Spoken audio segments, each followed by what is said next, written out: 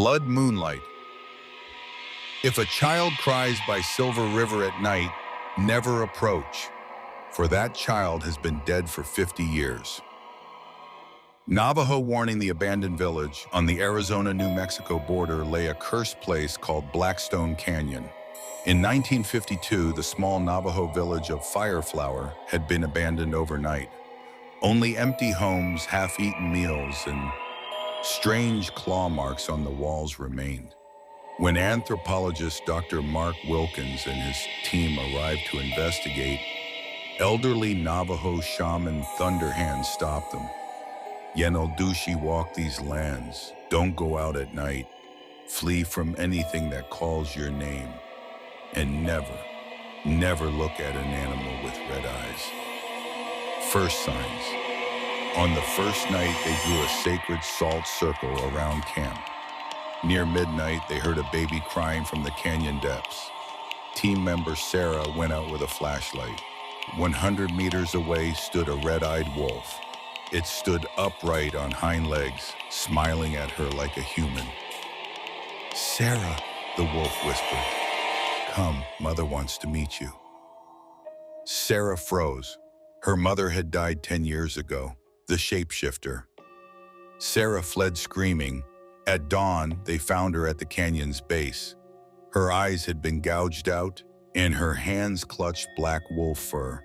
Her last words, It was only pretending. Something else was inside. That night, cameras captured the red-eyed wolf speaking like a human 50 meters from camp. But the audio recorded only the sound of breaking bones, the tree. Face. On the third night, the salt circle broke. Dr. Mark woke to Sarah's voice outside his tent. "Mark, help me. I'm so cold." Outside, he saw his worst nightmare. Sarah's body with a wolf's head, its mouth slit ear to ear with too many teeth. "Look, Mark," it said. "This is our true face." Blood moonlight, Mark ran. Howls and screams pursued him. In a narrow pass, an old Navajo woman gave him a knife. "Iron can kill them, but hurry! When the moon turns red, we all become them." Behind him, his entire team gave chase. No longer human, their skin half melted into animal hybrids. Final stand. Mark stabbed the transformed Sarah. She fell with a human scream, but the moon had already turned blood red. From the canyon, dozens of red-eyed creatures emerged. The old woman pulled Mark away. "Run! To my village! Tonight belongs to them." The last light. At the village, Shaman Thunderhand sprinkled sacred dust on Mark's forehead. "They've seen you. Now they'll hunt you everywhere." Mark's journal was later found. The final entry read, "If you're reading this, know they're everywhere. Never go out at night. Never look at red eyes. And if you hear something, call your name in the dark. Never answer." Epilogue. Now, travelers near Blackstone Canyon sometimes see shadows dancing in red. Lords of the Shadows. If you see a fire in the desert at night, do not put it out, for that fire is your last light. Navajo proverb. Cursed ground. In the northern deserts of New Mexico stood an abandoned mining town called Bone Mesa. The Navajo guides called it Chindi, nest of evil spirits. In the 1890s, the townsfolk had gone mad overnight, tearing each other apart before finally vanishing. Only bones and strange symbols scratched into the walls remained. Dr. Emily Hart, a parapsychology researcher, came with her team to uncover Bone Mesa's secrets. A local Navajo shaman handed her a necklace. "This will protect you from them, but if you step outside after midnight, nothing can save you." Emily wore the necklace but smirked inwardly. She believed in the power of science. First contact. On the first night, they drew a circle of salt around their camp. a Navajo tradition to ward off evil spirits. Near midnight, a scream echoed through the darkness. Emily rushed outside. A few meters from camp stood a deer. But this deer, was wrong. Its leg bent at unnatural angles, its neck twisted 180 degrees, and its eyes, pitch black, swallowing the light. The deer spoke in a human voice. "We've been waiting for you." The shapeshifters' panic erupted. Reviewing the camera footage, they noticed something in night vision mode. Behind the deer, a humanoid figure stood on two legs. Its head was missing, or not fully formed yet. Then the radio crackled to life. "Emily, help me. It's Jason." But Jason was asleep in his tent. Inside the salt circle at dawn, they found human footprints outside the salt barrier. But the tracks vanished abruptly, replaced by wolf paw prints. Emily called the Navajo shaman. He uttered a single sentence: "They're toying with you. Soon they'll show their true faces." The faces unveiled. That night, all electronics failed. Then something began circling the tent. First, it walked like a man. Then it ran on all fours. Finally, it climbed onto the tent roof.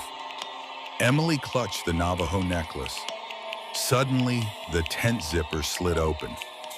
Jason stood outside, but his eyes were gone, replaced by two black voids. "Look at me, Emily," he whispered. "Do you want to see my real face?" The last escape, Emily thrust the necklace toward him. Jason screamed, but the sound was animal, not human. Then his skin split open.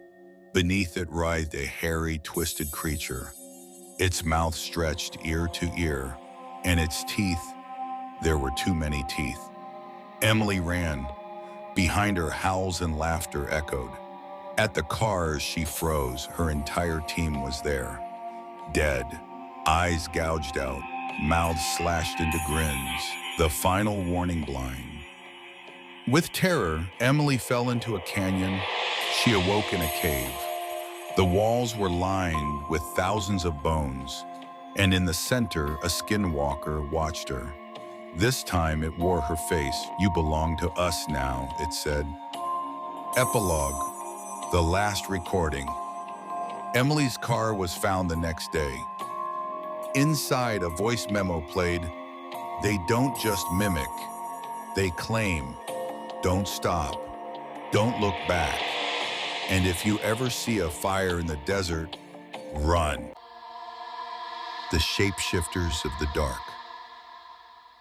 If you ever hear a coyote calling your name in the middle of the desert night, never answer, because it is no coyote.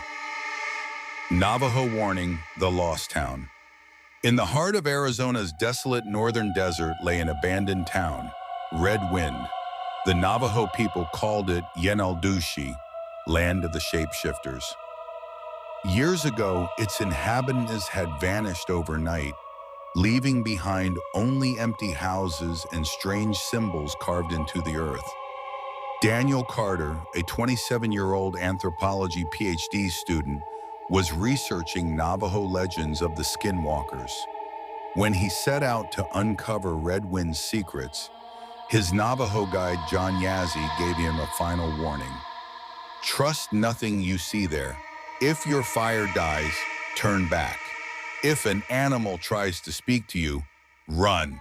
And never, never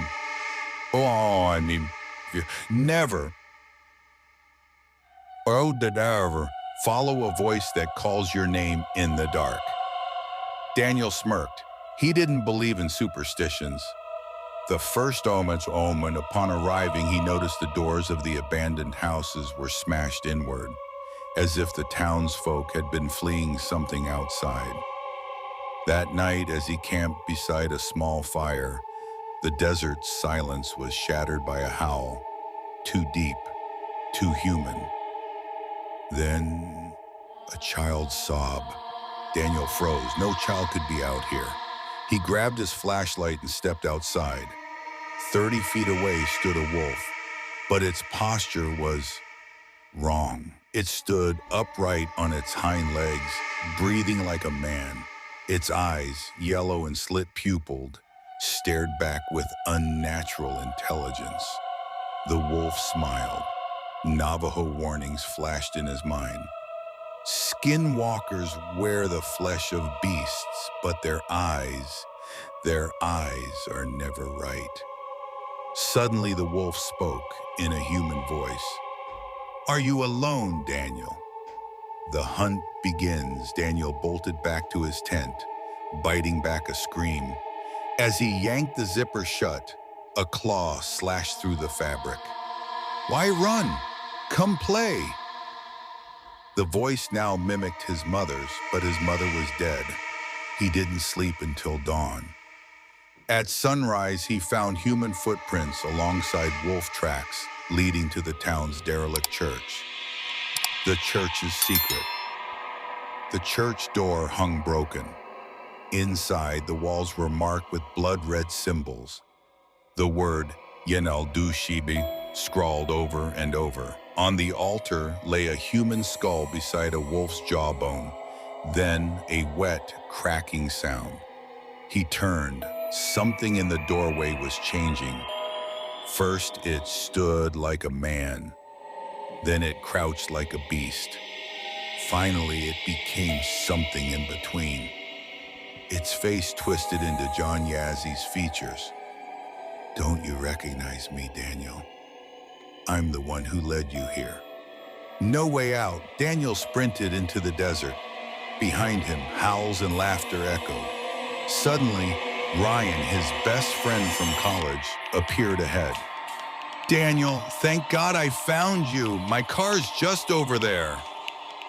But Ryan's eyes were pure black. Daniel backed away. "You're not Ryan." Ryan's face melted, revealing a fur-covered nightmare. "No, but I can steal his voice." The cave lost and exhausted, Daniel stumbled into a cave. His flashlight revealed thousands of claw marks on the walls. Then, breathing, 3 skinwalkers emerged from the shadows. One wore a wolf's form. One had the wings of a hawk. The last stood in John's stolen skin. "Nowhere left to run," John's voice hissed. Daniel remembered a Navajo saying, "Skinwalkers fear iron." He pulled out his hunting knife. The creatures hissed. John's eyes burned red. "That won't save you. We'll find you. Everywhere." The return to dawn, Daniel reached a Navajo village. The chief took one look at his hollow eyes and whispered, "Yenaldushi." The beggar of the night. If someone knocks on your door in the desert at night, never open it, for the one who knocks has no hands. Navajo horror tale. The last bus. In a remote corner of Utah stood the abandoned mining town of Bone Springs. In 1973, its entire population vanished overnight, leaving behind half-eaten meals and strange geometric symbols scratched into the walls. Journalist Lena Carter boarded the last bus heading toward the town to investigate the mystery. As she got off near the town limits, the bus driver gave her a final warning. "Make camp before sunset. Those who wander alone at night, meet the beggar." First contact. Lena set up camp in the abandoned gas station at the town's edge. Near midnight, 3 knocks rattled her tent door. No one was outside, only 2 deep indentations in the dirt, as if someone had knelt there. The next morning, she found a gift-wrapped package covered in black fur at her doorstep. Inside lay a necklace of human teeth. The beggar's visit. On the second night, her tent zipper slid open by itself. Outside stood a tall figure with its back turned. It rotated its head 180 degrees, revealing a featureless face with no eyes, just smooth, pale skin. "Do you want something?" It whispered in the exact voice of Lena's mother, who had died 3 years earlier. The true face. When Lena recited a Navajo protection prayer, the creature shrieked. Its skin split open, revealing a hairy, reverse-jointed monster beneath. It had no mouth, just a quivering slit on its throat. "You should be mine!" it screamed, using Lena's own voice. The last light. Lena pointed her flashlight at the beast. In the beam, she saw her shadow moving independently, straining to merge with the creature.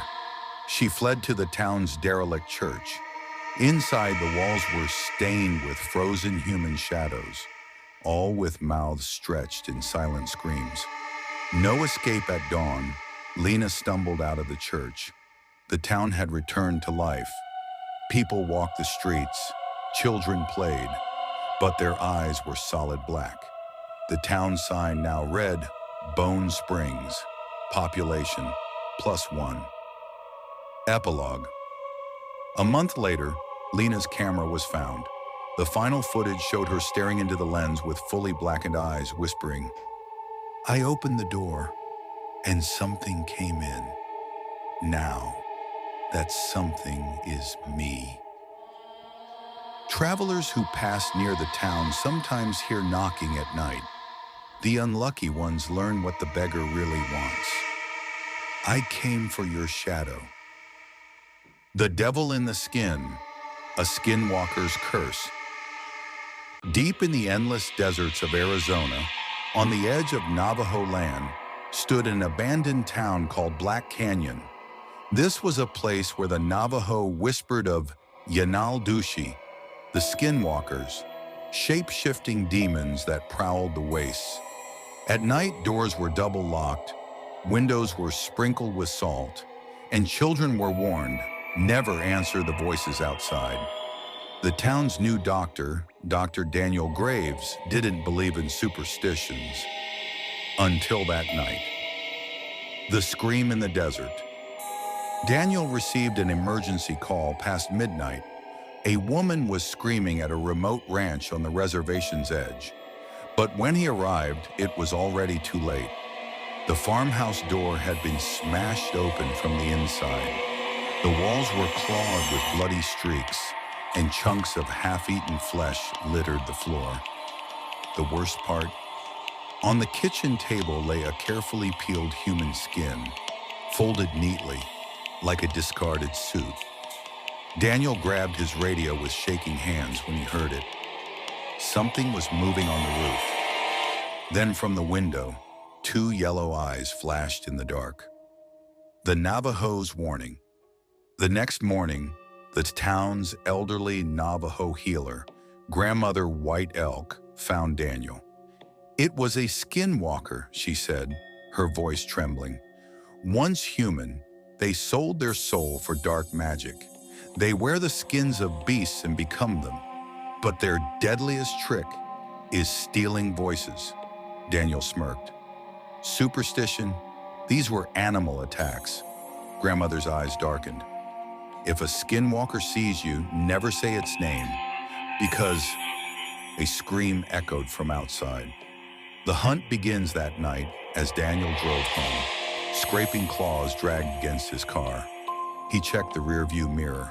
Something was following him. Almost human, but not quite. Its arms and legs bent backward, fingers too long, too twisted, and its face, it had no face. Just a void of darkness, pierced by 2 glowing yellow eyes. Daniel slammed the gas, but the creature appeared beside his window. "Daniel," it whispered in his own voice. He screamed, "Leave me alone!" And the thing repeated it back perfectly. What crawls inside? Daniel bolted into his house, locking the door. But something was already inside. Black smoke oozed from the fireplace, coiling into a human-like shape, but wrong. "Daniel," it called, mimicking him flawlessly. Then he remembered Grandmother's warning. Never say its name, but it was too late. He'd screamed his own name in terror. The creature grinned, its mouth splitting ear to ear. A new skin. The next morning, townsfolk found Daniel's house. The door was splintered inward. Inside, a bloody human skin lay on the floor, peeled whole, like a glove turned inside out. That same night, a new scream echoed through Black Canyon. This time it sounded exactly like Daniel. "Help me! Please, open the door!" But no one answered, because they knew he was one of them now. Epilogue, The Voice Outside. If you ever hear a familiar voice calling your name at night, do not answer. It might not be them. It might be something wearing their skin.